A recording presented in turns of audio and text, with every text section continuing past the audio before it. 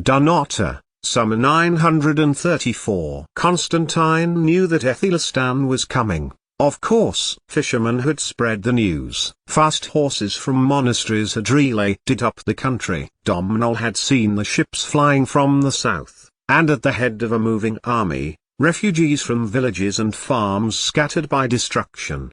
So when the horde of warriors, marching slowly and sedately, came from the west, from the direction of the only land crossing, at Stirling, and ships came down the Forth, he was ready.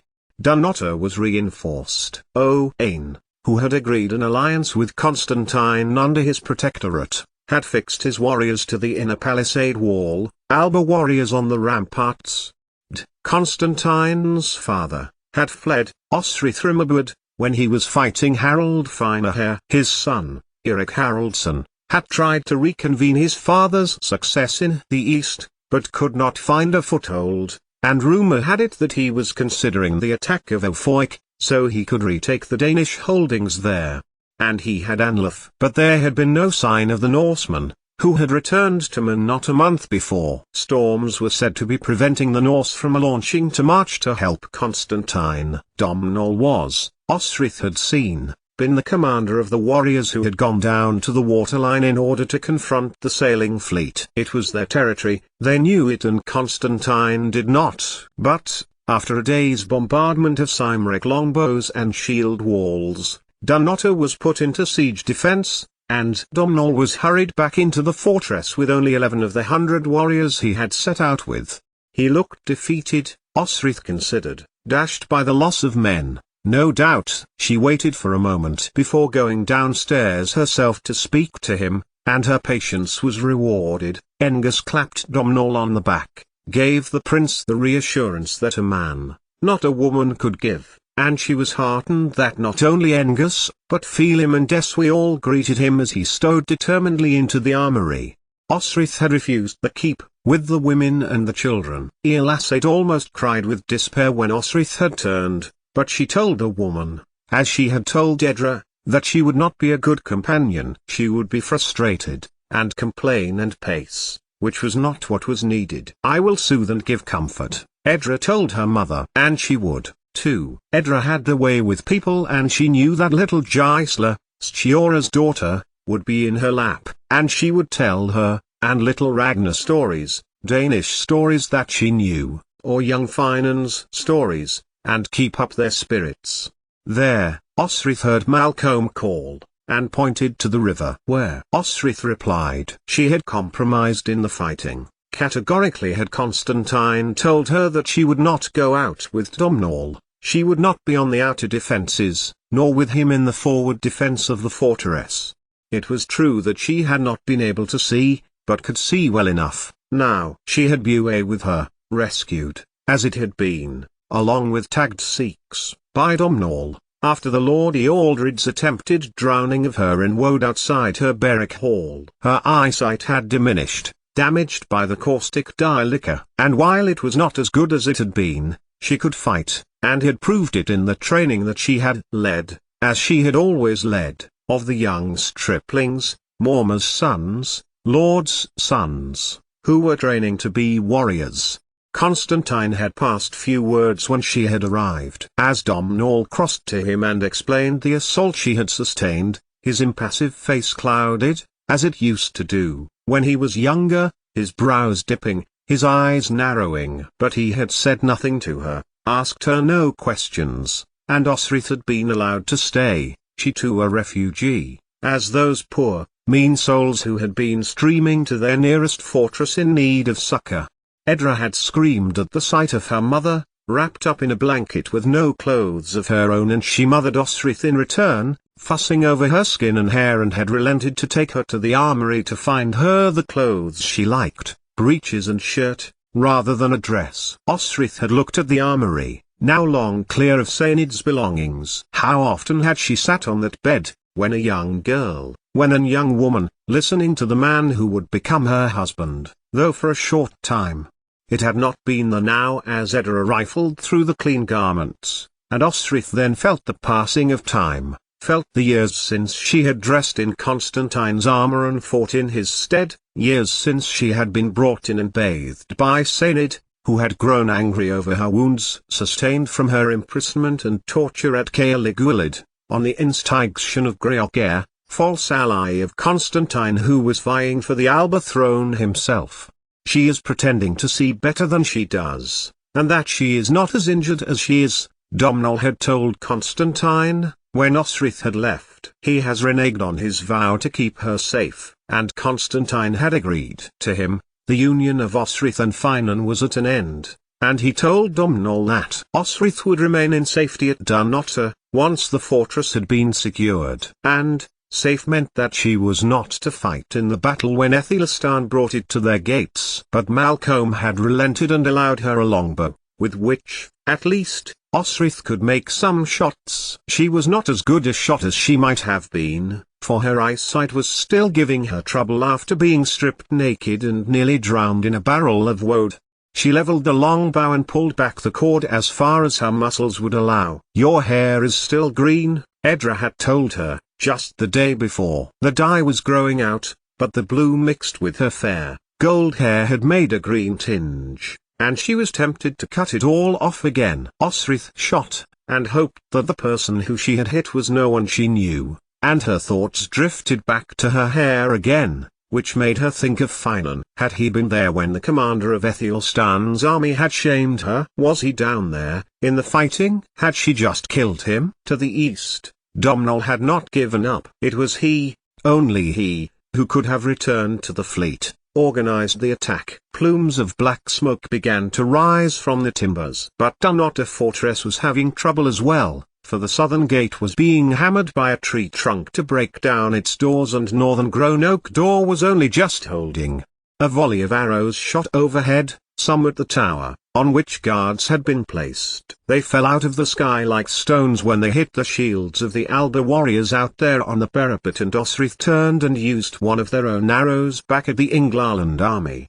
What would they do if they breached the walls? Osric had asked that question of Constantine. He had not replied right away. Treat, he told her, eventually. Treat and negotiate. But there would be war first, and to the front of the field where his forebears had fought, his father, his grandfather, his cousin, all, Constantine led the Alba and Strathclyde forces into shield wall combat, short swords high, lines holding until one got the advantage over the other.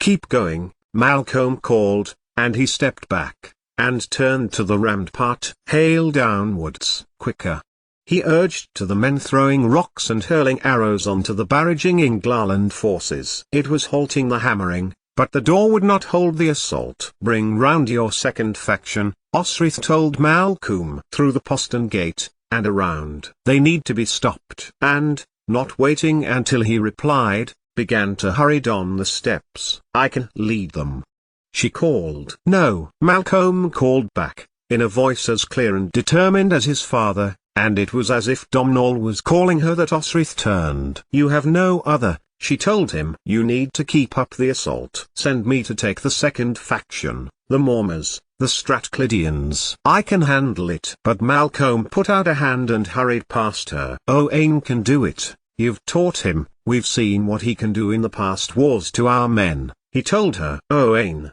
he insisted. "Tell him, Osric, but you are not to go with them. Swear it." Osric swore. Owain, to whom she had taught a good deal, who had come with the Mormers, Engus and Phelim to Seaster to serve out her punishment in the Mercian army, had, indeed, battle experience. But would it be enough, especially when Owain had sworn to Aethelstan at Cirencester and bent the knee at Eagmont Bridge? Malcolm was trusting one who could turn his coat. And yet, when Osric had spoken to him, Owain had tried to kneel to her, too, in honor of her role as Gwaithilth, given to her by Prince Sindlin of Gwynedd, as their queen of the Old North. He told her that he had knelt outwardly to Aethelstan, only, that he too truly wanted the island of Britannia to be inhabited by only the ancient Brittonic tribes, and that Constantine's will to drive the Angles and the Saxons back into the sea was one he wholeheartedly agreed with.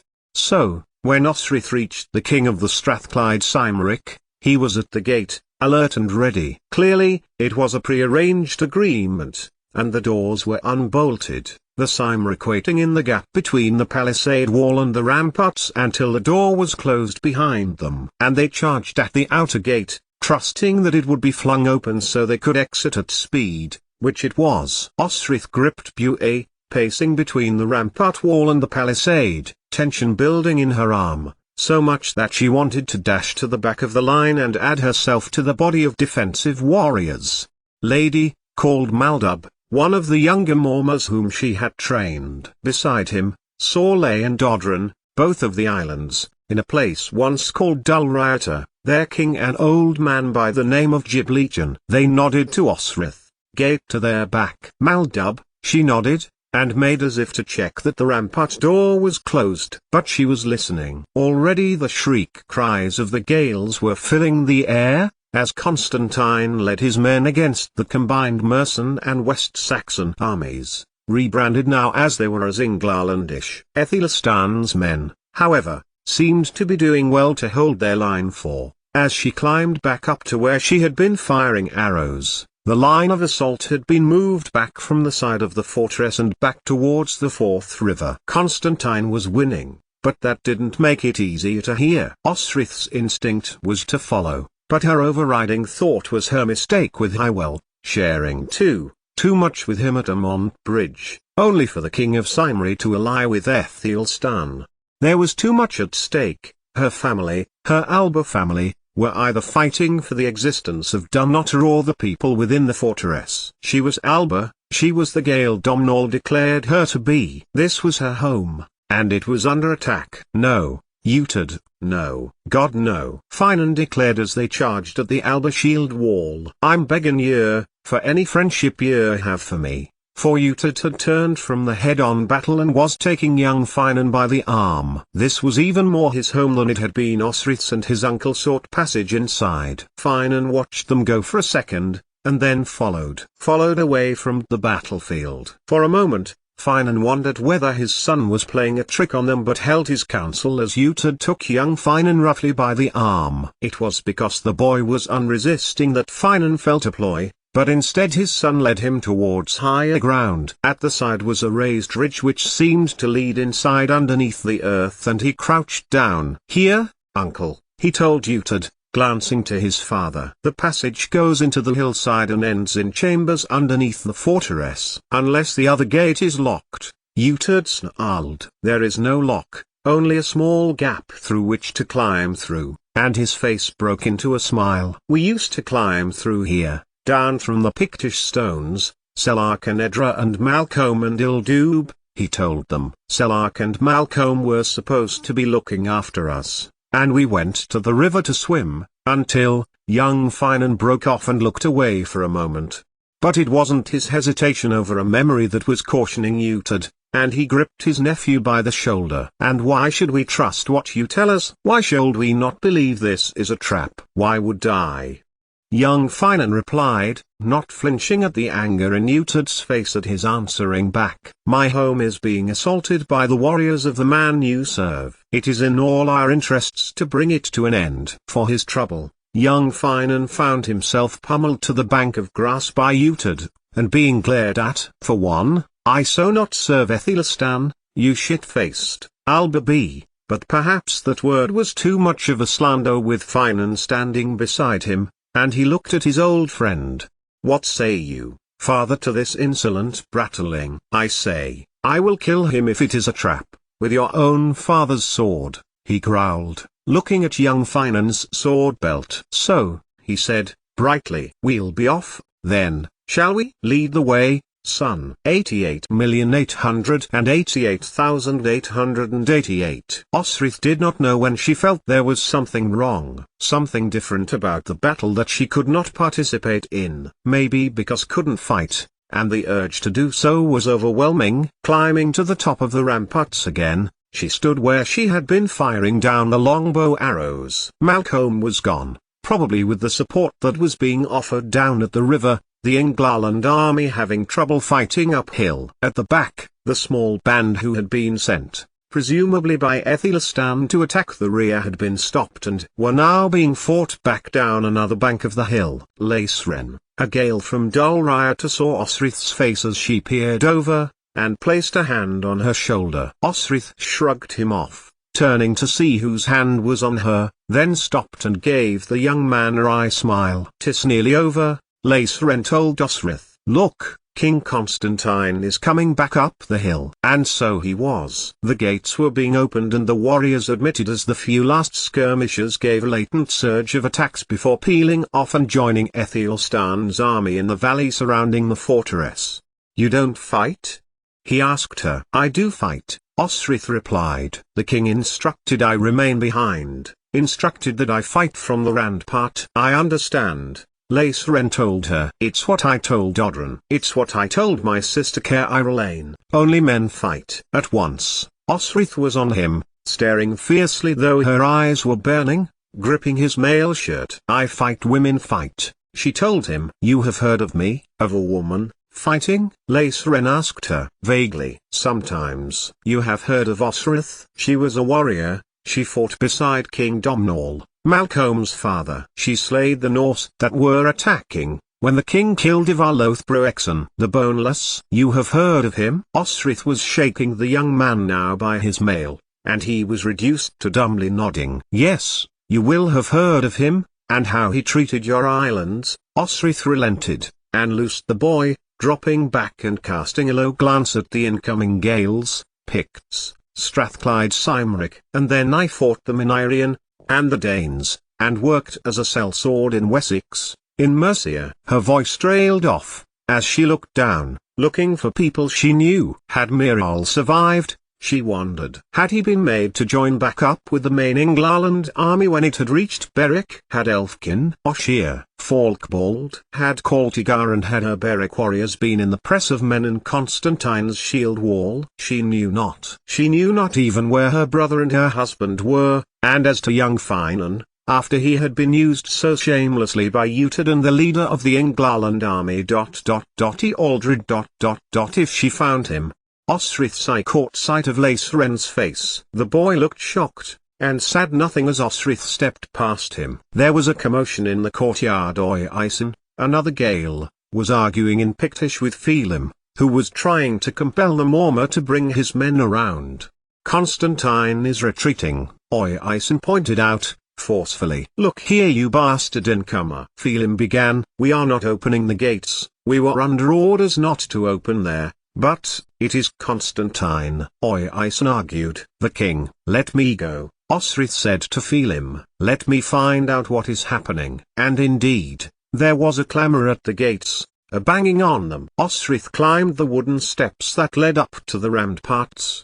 Behind her, Maldub was following her. "They need to come in," Maldub told her. "But we are following the orders of King Constantine." "Yes," Osrith agreed. "Do that, whatever he compelled you." And she hoped the stumble she took down the steps was lost in the general melee, her heart pounding as she realized that she missed Senid, the head of Constantine's household guard, calm, level-headed, kind, as courageous as any warrior could be. And the guilt that plagued her, often at night, when she was alone in what was once their bed, the guilt of not going back to see if he was alive, and, if he were dead, recover his remained, came to the fore of her mind. So Osrith knew nothing else that she could do but to head to the chapel. The banging on the postern was matched with the shouts from inside. Only the word of Constantine would compel the commander, Maldub, to open them. In the darkness at the side of the altar, listening to the noise outside, as she sat, Osrith heard another sound, too. The sound of voices, talking in English. 2. No, 3 voices, muffled, hard to make out. Osrith got up from where she was sitting, and listened to where they were coming from, her hand instinctively twitching towards her sword belt. Well, this was a thing. English voices coming from under her feet. What plot was this? So she stepped as lightly as she could towards the sound, and traced it with her feet, looking at the straw-strewn floor as the voices moved. Where were they? And, more importantly, what were they doing? The clamor outside seemed to have dulled a little. A decision must have been made. and she could hear the voices a little more clearly. They were underground, not too far away, and she wondered whether they had chanced on one of the old passages that ran in the hillside under Dunnottar. Chanced, or were shown. But who would have shown them? Osrith's answer came when, after patient trailing of the voices, which grew louder, figures appeared across the courtyard. 3 figures. But, with her eyesight, Osrith could make out nothing. She charged, passing all of the warriors standing between them, looking for the spaces between the bodies, holding Buey high. And Osrith was not surprised when her offensive was met with force, and she shrieked the cry of the Gales as her blade met another, one that she knew. Behind her, a cry came up, and warriors began in her support. But Osrith turned her head, as she was backed out of the alcove, for it was her brother whose sword, Serpent Breath, had met her own, and was forcing her back into the courtyard. "It is the king," a breathless Laceran called. "He and Ethelstan are in negotiation." But few heard, or took much notice, for, before them, Osrith of Berwick was sword to sword with Utad of Bibbenberg. "It would be you who compelled your nephew to turn traitor," Osrith told him, as she forced her heels into the cobbles. At no point was she about to let her brother pass, for he was likely to have a plan that unleashed the whole of the Englaland army through the earth and into the fortress. Behind the ramparts, a plume of smoke began to rise. "I only have to say the word, you are in my land now, brother." For she had made out Finan, with their son beside her. He had taken on Alba when they had married. He was Constantine's man, technically, and she knew that Finan would never risk breaking that oath in front of men who remembered hearing him say that. "There will be war," Utad told her, and began to lower Serpent Breath. Osrith, however, continued to hold Buey high. Utad had never given her any oath or promise, which made him as trustworthy as melting ice. "Constantine does not want bloodshed," she told him. "There are too many people on both sides who are dear to us, brother." "I will go." The words came from behind Utad, from the lips of young Finan. "I will go, and inform Athair that you have arrived." He made to step past Utad, but Finan caught his arm. "You will not. You will never return, my son." And Finan continued to hold the boy's arm, knowing, as Osrith knew, that all of Constantine's warriors had heard how young Finan had referred to Constantine. "It is because the king did not arrive at Cirencester, as arranged," Utad told her. "And he sends men to skirmish over the Northumbrian border." If King Constantine could have given more antagonism to Aethelstan, I can't think of it. "And yet, Minitsbra," Osrith shot back in Danish, "it is mighty convenient that you use my son as a ruse to get me out of Berwick. For that is what you were promised, were you not? Berwick?" At the immediate silence from Utad, Osrith knew it to be true.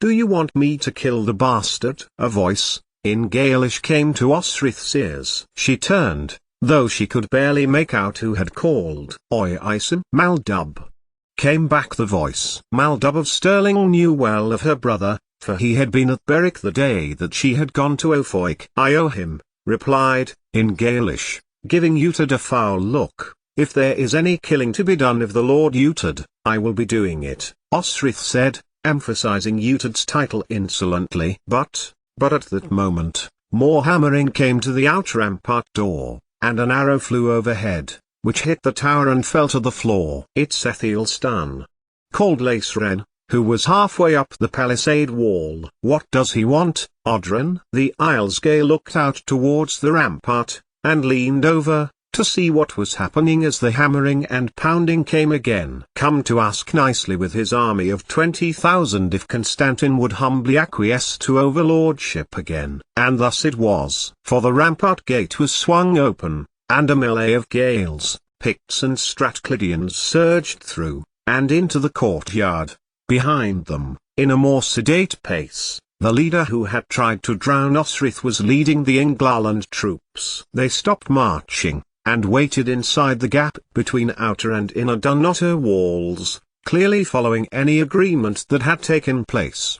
"Where is Constantine?" Osrith called. "Laceran." "Maldub." "Where is Constantine?" "Odomnol." "Engus." "Malcolm." "The king by the Lord God, sent Comsil appointed." of the line Alpin, Constantine and the king of the Angles and Saxons, Malda broke off and cleared his throat and spoke louder. The king who wishes to be known as Rex Totlus Britanniae, emphasizing Aethelstan's self-styled title, are without the walls of Dunnottar. They will fire another arrow when the negotiation is over. Osrith breathed. After war, peace, she thought. What else could Constantine do? He would not want more war, knowing that the supplies would run out and there would be much suffering on both sides, knowing that Aethelstan would wait out the siege, knowing, when she told him, that Utad had managed to find a way into the fortress through the ancient passageways. But, before she could think of anything else, she felt a hand on her arm.